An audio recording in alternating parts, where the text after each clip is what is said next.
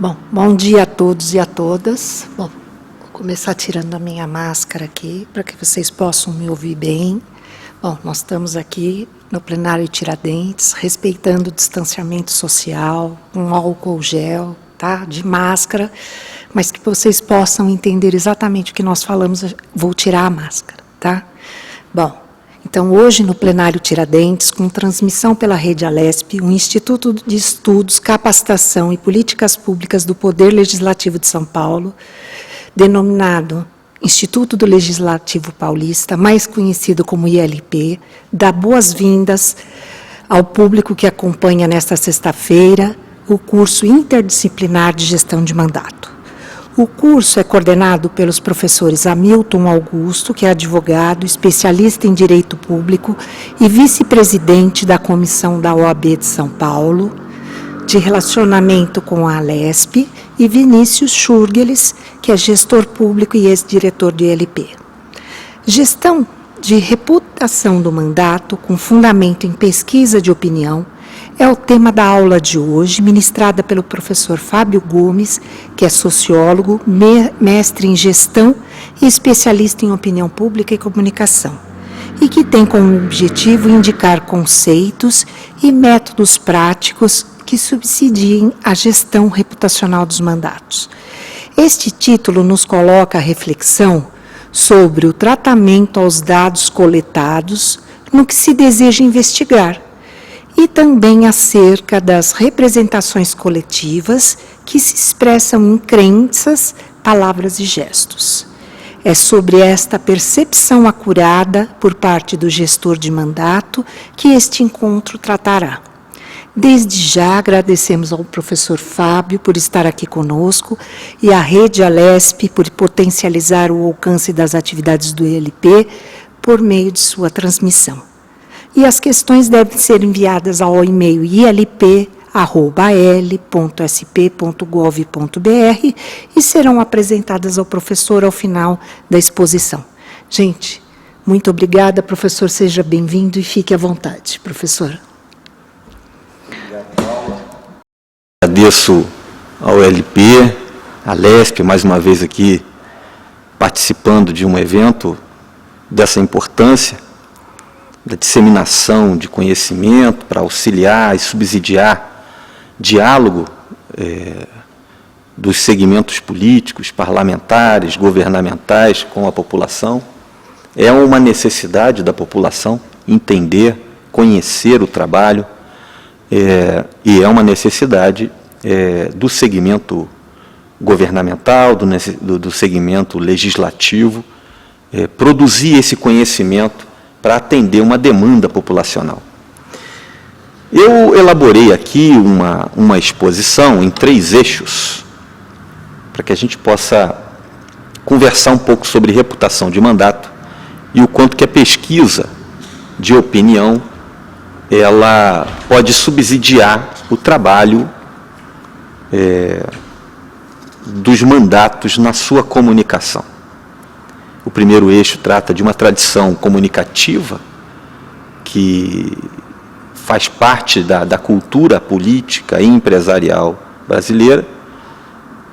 Depois vamos tratar no segundo eixo um conceito de reputação, dentre vários outros que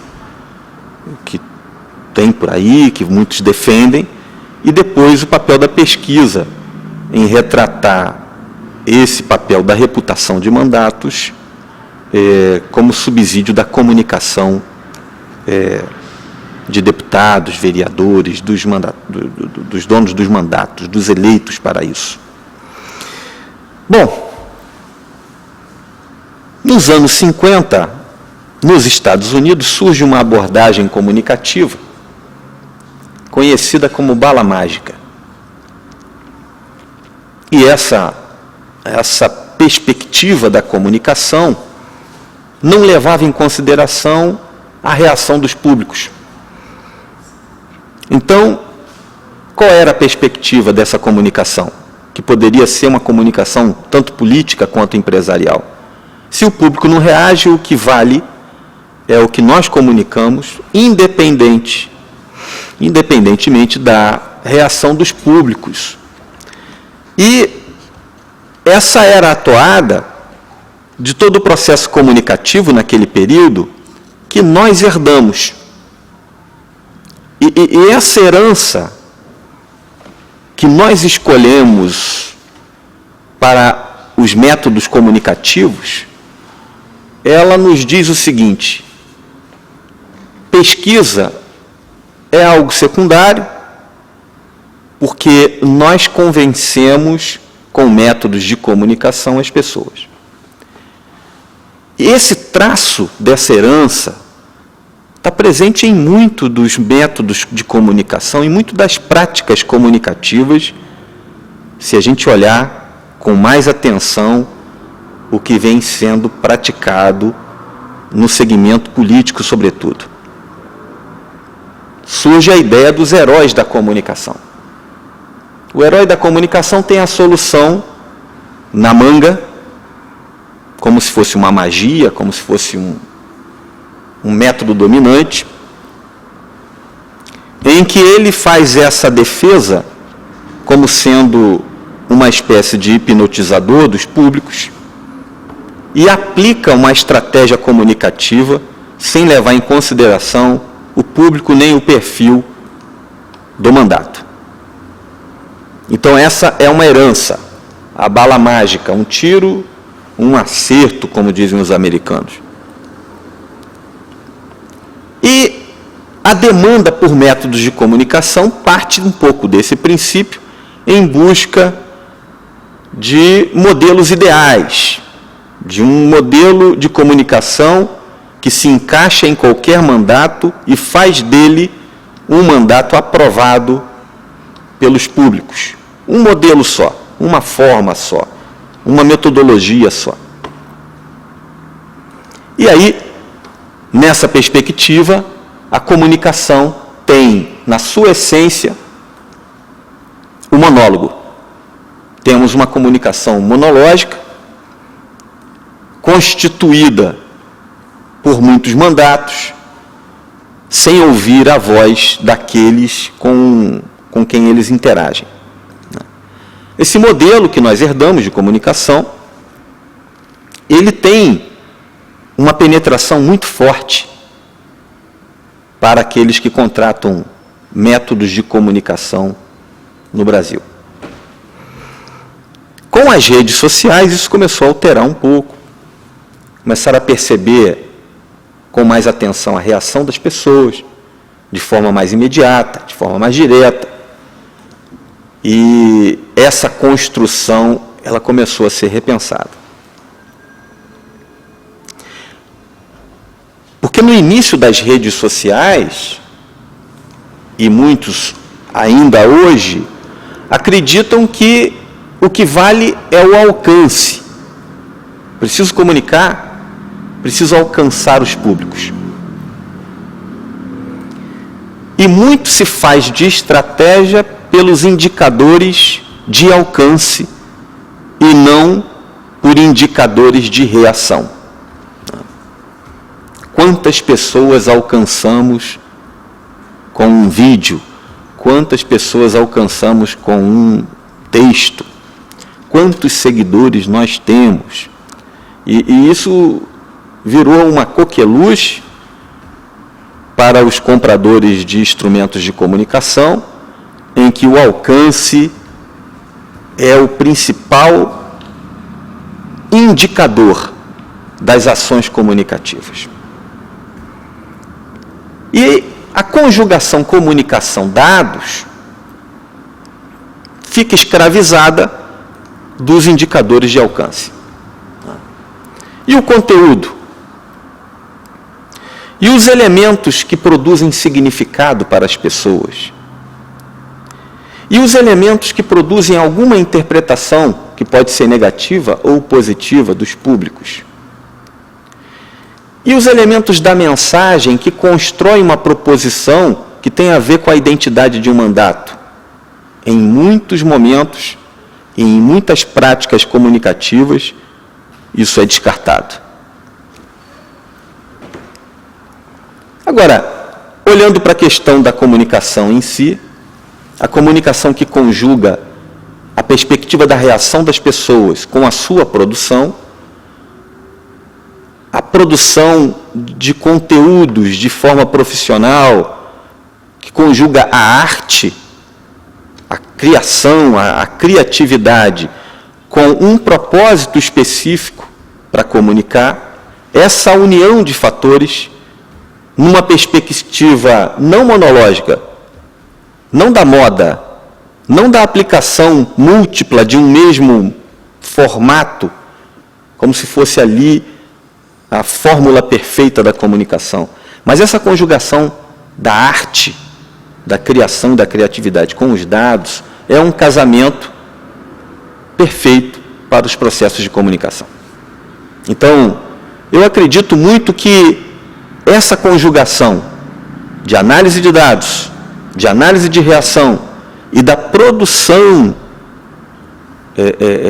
no campo da criatividade que a publicidade tem, que a comunicação tem, que não deve ser substituída por elementos técnicos apenas. Por outro lado, a gente não deve estruturar a comunicação apenas com indicadores. Isso não deve ser uma conversa de contador, como a gente diz por aí, mas uma conjugação, um casamento entre técnica e arte, criatividade, aplicada a um objetivo específico de comunicar um determinado mandato. Bom, exemplos. Paulo, se eu estiver indo rápido demais, você me avisa. Não, tranquilo. Eu comecei a minha vida no interior e já fiz trabalhos tanto no dimensão nacional, estadual e municipal, mas gosto muito de trabalhar no interior. Porque no interior tudo está muito próximo, as realidades se aproximam de quem comunica e de quem recebe a comunicação. E um caso emblemático para mim, no início da minha atuação profissional, foi numa pequena cidade de 10 mil eleitores aproximadamente. Em 1996, em que um ator político queria estabelecer sua comunicação. E a comunicação dele enfrentava um grande desafio, porque o seu opositor naquele reduto eleitoral, naquela pequena cidade, era muito potente em recursos, em preparo pessoal, em formação acadêmica. E esse outro sujeito, ele não tinha formação acadêmica, tinha dificuldades enormes de ler, de escrever, muitas coisas. Mas ele ficou muito atento à reação das pessoas para aquele momento político ali. E ele enxergou, conversando e visitando as famílias, as casas, que as pessoas estavam muito encantadas com um personagem da TV, de uma novela que tinha o nome de O Rei do Gado, e um personagem que era o Sem Terra, e enfrentava um fazendeiro muito poderoso. E ele aplicou aquela cena da novela que todos paravam para ver naquela cidade, ele se apresentando como Sem Terra, e ele de fato enfrentava um fazendeiro poderoso, e ele começou a se apresentar na cidade como: eu sou o Sem Terra, e o meu opositor é o Rei do Gado. Na simplicidade de um homem interiorano, sem estudo, sem formação, que captou a alma das pessoas, que entendeu a reação dos públicos, que entendeu o que deveria ser comunicado. Se ele consultasse um grande marqueteiro, um grande especialista em comunicação, certamente a ideia dele seria descartada. E ele foi além. Ele ainda subia nos palanques com enxada na mão, um chapéuzinho de palha na cabeça, para dizer isso, que ele era o sem terra, que queria trazer benefício para as pessoas, e o outro era o rei do gado, que não estava preocupado com as pessoas. Venceu a eleição. E foi um bom prefeito. O que isso traz para a gente de ensinamento? e eu tive outros ensinamentos depois disso, mas esse foi um dos mais marcantes para mim. Compreender a reação das pessoas é mais importante até do que o bom gosto. Mais vale uma campanha, uma comunicação muito bem pontuada, com um propósito e levando em consideração a reação dos públicos, do que algo muito bem elaborado, com muita criatividade, com um designer extraordinário, mas que não atinge o público que a comunicação tem o propósito de atingir. O ideal é que as duas coisas se juntem. Por favor, não é para ninguém subir em palanque com a enxada na mão. É aquele desenho, aquele cenário. Essa não é uma comunicação perfeita. Ela não funcionaria nas cidades vizinhas naquela cena eleitoral, quem sabe. Funcionou naquela cena, por isso, investigar aquela cena, entender a reação daquelas pessoas é fundamental. Vou para o segundo ponto, reputação. Como é que está meu tempo, Paulo? Tem bastante. Tem bastante. São 10 e 15. Um conceito, fugindo um pouco dessa nossa herança de que a comunicação é imposta, é monológica e que as pessoas não reagem. Defendemos um conceito aqui, nessa nossa exposição, de reputação enquanto um valor construído e atribuído pelos públicos. Então, sim, a reputação, vejo algumas proposições, é aparecer bem em um veículo de comunicação. Temos muitos exemplos de quem aparece bem em veículo de comunicação e não tem boa reação dos públicos. Reputação é um valor, esse é o primeiro ponto. É um valor que tem a ver com cargos e posições específicas. Ou seja, a reputação é um valor constituído de atributos, e esses atributos, para um governo municipal, para um governo estadual, um governo federal, um deputado estadual, um deputado federal, vereadores, são atributos distintos. E são atributos que são potencializados dependendo da cena política que um determinado mandato convive, defende e vive no seu dia a dia com os públicos que ele se relaciona. Esses valores que constituem a reputação, um quadro de referência para os públicos, para poder aplicar esse conceito de reputação a um mandato específico. Tem uma referência do que é ser, para mim, para a minha comunidade, para o meu bairro, para a minha cidade, para o meu estado, o que é ser um bom deputado, o que é ser um bom mandato. Eu tenho algumas referências. E aí, com essas referências, eu julgo o mandato específico. Muito bem. E isso vai variar de acordo com a região do estado de São Paulo, por exemplo. Os atributos da Zona Leste para fazer uma referência, para julgar um mandato, são distintos de, quem sabe, os atributos das pessoas que moram em Ribeirão Preto. O deputado que atua naquela região pode ter um comportamento, ou quem sabe precisa ter uma proposição de mandato distinto aqui ou lá. E nas pesquisas que nós acompanhamos e desenvolvemos, nós percebemos algumas dimensões desses atributos, as dimensões que esses atributos se organizam de forma média. Não estou colocando aqui uma regra, isso não é fechado, sai de pesquisa qualitativa e tem algumas variações, dependendo da região que a gente estiver aplicando essa pesquisa, e do público dessa região que a gente estiver investigando. Mas a gente tem ali algumas dimensões de avaliação da reputação de mandatos. A primeira é a funcional. Então, você tem uma primeira dimensão, que é como é que esse mandato funciona, né? Os atributos que determinam o quanto que esse mandato funciona bem variam de cada região. A segunda dimensão é uma dimensão das relações políticas. Sobretudo numa questão de defesa de um mandato, o cidadão, por mais simples que seja, tem a noção de que as questões políticas não se resolvem sozinho.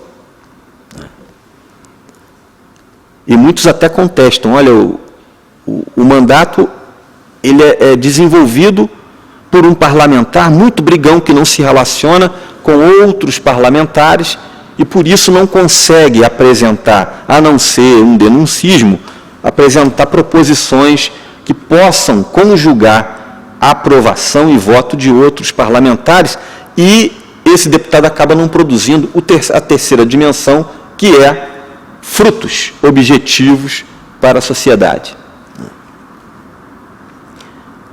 Uma outra, que são as entregas, a terceira dimensão. Uma quarta dimensão, valores que defende. E aí a gente tem, dependendo do perfil dos eleitores, valores que se conjugam de acordo com uma característica cultural, social e até religiosa, muito gritante, que recebeu muito relevo nos últimos anos. Quais são os valores que ele defende? Tem a ver com os meus valores, é relativo a quem avalia. Ele defende os meus valores. Então, se você pega alguém que tem como proposição de vida, como pensamento político, as proposições mais voltadas para a esquerda, os seus valores são uns. Mais voltado para a direita, os valores são outros. Mais voltado para o conservadorismo religioso, outros. Mais voltado para um campo mais denuncismo, outro, uma atividade específica. Os valores conjugam atributos também que dão ali a formatação desse quadro de referência. Valores, o funcional, a articulação política e as entregas. E aí vem aqui um outro valor complementar, uma outra dimensão complementar, a quinta, que são atributos mais pessoais. O fato de um parlamentar ser simpático, por exemplo, ele é uma dimensão complementar, mas ela é sempre avaliada em face das outras. É lógico que um sorriso abre portas, mas não é com um sorriso somente que um mandato é bem avaliado. E por mais que um mandato tenha entregas, outros fatores contribuem para uma boa avaliação. E aí eu entro num outro exemplo. Parlamentar de sucesso, muitos frutos do seu trabalho, muitas entregas, muita divulgação das suas entregas, a concepção de uma comunicação monológica, de cima para baixo, sem pesquisar a reação das pessoas, e entendeu que aquele mandato era muito bem avaliado. E a estratégia de comunicação era sempre mostrar mais o que estava fazendo. Foi pesquisar, resolveu pesquisar, porque com as redes sociais sempre nasce uma pulguinha atrás da orelha. E o que ele encontrou na reação das pessoas foi surpreendente. Ele faz, o que ele faz é útil para mim, mas ele não faz pensando em mim. O propósito dele não é o meu bem-estar. O propósito dele não é trabalhar por mim. O propósito dele não é entregar para satisfazer uma necessidade. O propósito dele é atender um propósito pessoal dele. E as pessoas não recebiam bem aquele mandato, apesar da satisfação com as entregas que aquele mandato promovia. O que a gente está falando é, essas dimensões estão intricadas. elas produzem em conjunto a reputação de um mandato. Entregas, como funciona esse mandato de fato, a articulação política para promover as entregas, os valores que defendem, a personalidade desse parlamentar e também os seus propósitos. Qual é o propósito? E o propósito é muito discutido hoje e tem a ver com reputação. Pessoas, mandatos com boas reputações, certamente são os mandatos com bons propósitos. E a questão parlamentar tem também um problema de origem. As pessoas confundem muito uma atuação parlamentar com a atuação de cargos executivos e esperam, muitas vezes, do parlamentar uma atuação mais executiva e não acompanham o dia a dia do parlamentar. Então, já tem esse desafio de mostrar a validade de um mandato pelas suas atividades no parlamento. O desafio é grande da comunicação, mas é preciso ver como é que se constrói o quadro de referência de um determinado público para direcionar para eles a comunicação. Muito bem, entramos no terceiro e último eixo, que é o papel da pesquisa para orientar estratégias de comunicação, para a gestão de reputação de mandatos, considerando a reação dos públicos. O primeiro eixo de uma pesquisa para a gestão parlamentar é qual é a referência, o quadro de referência do público. O público para o qual aquele mandato se dirige. O que pensa aquele público? Quais são os atributos que geram as expectativas desse público para avaliar uma reputação? Eu creio que muitos assessores de deputados, muitos assistentes de comunicação, muitos especialistas em comunicação estão nos assistindo agora, mas eu acredito também que pessoas que assessoram mais de perto, os deputados também. E a gente observa, no dia a dia das proposições de comunicação,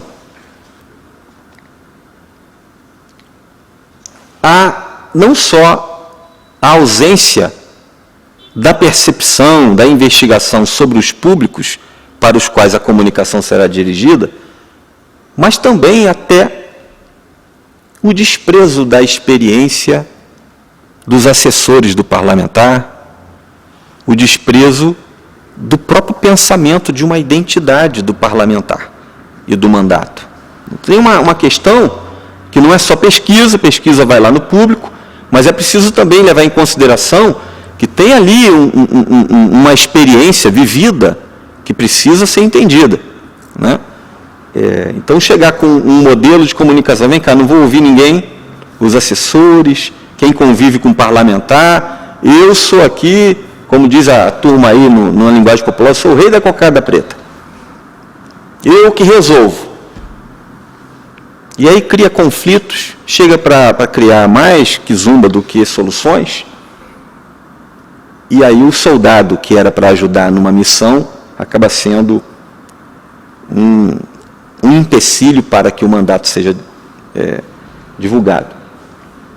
Assessores que estão com um determinado deputado num mandato, 3, 4 anos, às vezes deputado reeleito, reconduzido, gente está com ele há 10 anos, ouvindo gente que recebe nos gabinetes, indo para a rua, nos escritórios externos dos parlamentares, aquele dia a dia, ouvindo as pessoas, ouvindo suas demandas, ouvindo a reação das pessoas, é também uma forma de pesquisa.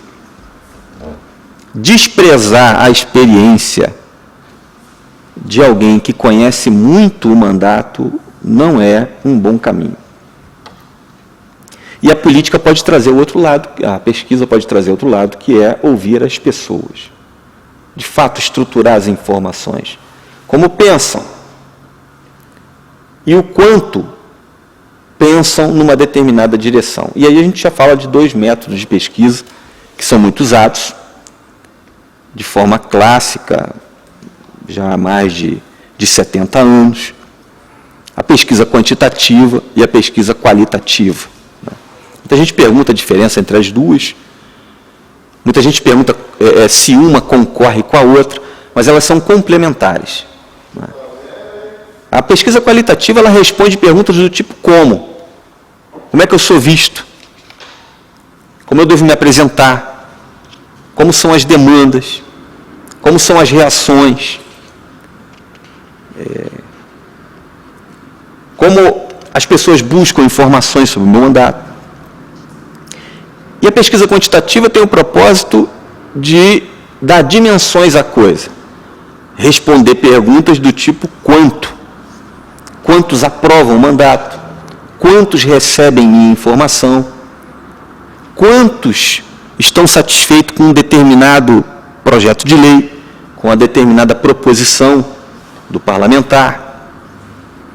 Essas expectativas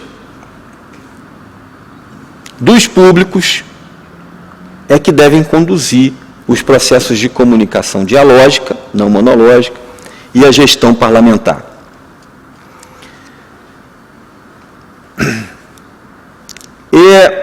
Tem outros formatos de pesquisa que são muito importantes no campo da comunicação. Algumas, o meio político, sobretudo o campo parlamentar, usa pouco, deveria usar mais, que são análise dos conteúdos no campo semiótico. A semiótica é a leitura da lógica discursiva. E o discurso, que muitos acham que é somente o falado, é imagem, texto e som.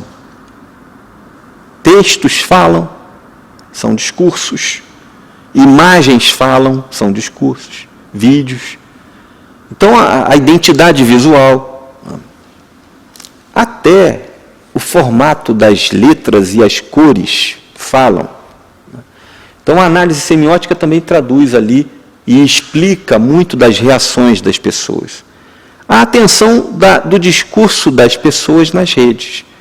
Fugir bastante daqueles indicadores, padrões de alcance e entender com mais cuidado o conteúdo das falas, dos textos, das reações das pessoas.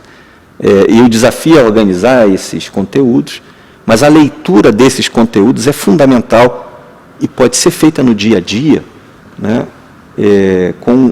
É muito trabalho, sei, tem consultorias que fazem isso, muitos fazem dentro do mandato, com assessores que se dedicam a isso, mas é fundamental entender o discurso das reações. É o que a pesquisa qualitativa traz, mas com uma condução da investigação de forma construída, né, com um roteiro, e investigando coisas específicas.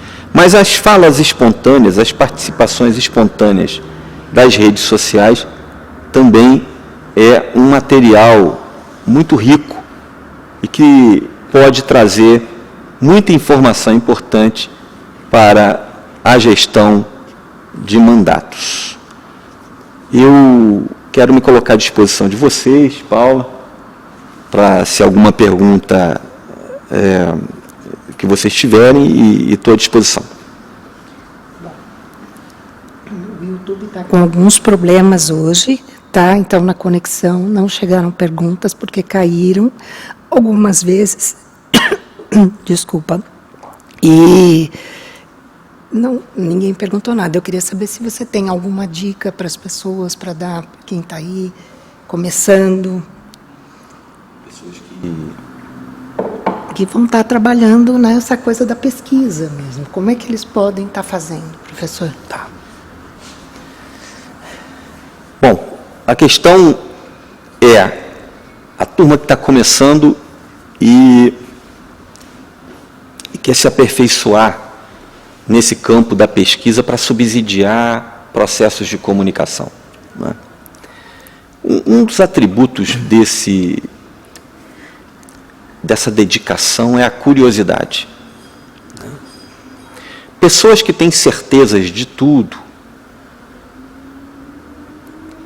não são pessoas que se dedicam bem à pesquisa. E elas se dedicam até mais naquele campo da tradição determinística que eu falei, do monólogo, da proposição de modelos vencedores, etc. A pesquisa está ligada à curiosidade. Além desse fator da curiosidade, que é um traço pessoal de quem se dedica à pesquisa, então se você está começando e você quer se apresentar como quem já tem todas as respostas, a boa dica é um comportamento que não está ligado a uma enciclopédia de saber todas as respostas, mas daquele que diz, vou pensar, vou investigar, vou analisar, e não é vergonha nenhuma, porque o pesquisador, a sua natureza é essa, não é a natureza de quem tem as respostas prontas, é a natureza de quem tem curiosidade para perguntar. A segunda questão é que a pesquisa, para quem está começando, ela poderia até ter outro nome, busca de padrões. Muita gente fala assim, mas vem cá, você vai fazer uma pesquisa num universo tão grande, só com 1000 pessoas, só com 300 pessoas. Aí tem a técnica de amostra, e aí, né, quem está começando tem que cair um pouco nos livros, entender as livrarias, as opções de livros sobre metodologia de pesquisa são diversas. Se você der uma googada aí, você vai achar muitas opções. Nessas plataformas de venda também, você vai encontrar muitas opções de pesquisa. Gente do Brasil, gente lá de fora. Mas um conceito é busca de padrões. Porque a pesquisa, além dela trazer respostas a perguntas específicas, ela também traz padrões na investigação dos dados. Você pode entender que um mandato tem uma correlação com o outro. O que é isso? Quem aprova um mandato costuma aprovar também outro. E esses dois mandatos disputam a atenção de um mesmo público. Isso é uma informação valiosa. Então, essa investigação, com traços pessoais de curiosidade, ela é fundamental para distinguir aqueles que se dedicam à pesquisa. Os americanos costumam usar um termo para pesquisa, que são as pesquisas corrida de cavalo. É também uma outra tradição nossa aqui do Brasil. Ficar atento apenas às pesquisas de disputa eleitoral, que fica só dizendo quem está à frente, quem está atrás. E às vezes não explicam muita coisa, às vezes não publicam muita coisa que explica, né? Isso é coisa que é mais de análise interna. Mas o grande campo da pesquisa é na busca de padrões. Investigar padrões que explicam um determinado comportamento social. E aí o profissional de pesquisa é esse, que se dedica com curiosidade à busca de padrões que possam trazer respostas objetivas para um tema investigado. Espero ter respondido a questão, Paula. Sim. E como? E como? Respondeu o professor. Eu não sei se você tem, porque as perguntas não chegaram, porque as pessoas estão com problema, tanto que avisei que será disponibilizado depois, né? Sim, eu posso responder depois também, se for o caso. Então, se tiver alguma pergunta, eles podem mandar para o nosso e-mail, que nós encaminharemos, professor. Ótimo. Eu acho isso, professor. Eu queria agradecer, então, pela brilhante exposição aqui, que eu acho que foi muito clara, foi muito boa. Pena que nós não conseguimos interagir com o público que está nos assistindo, que tem bastante gente aqui que está pipocando coisas pelo chat, tá? Então, assim, o Instituto do Legislativo Paulista agradece ao professor Fábio Gomes pela exposição, brilhante exposição, ao público pelo interesse, e pedimos desculpa pelos ocorridos hoje, que foi independente de nós aqui, tanto ILP quanto Rede Alesp, tá? E agradecemos, os agradecimentos também são devidos, especialmente às equipes do ILP e da Rede Alesp, que dão suporte para o planejamento e execução dessa iniciativa, né? Lembramos que a próxima aula do curso Gestão de Mandato ocorrerá na próxima segunda-feira, dia 17, no mesmo horário, também com a transmissão pela Rede Alesp, tratando do tema Crimes Funcionais e Compliance com o professor Rubens Oliveira. Gente, até lá e muitíssimo obrigada a todos. Até breve.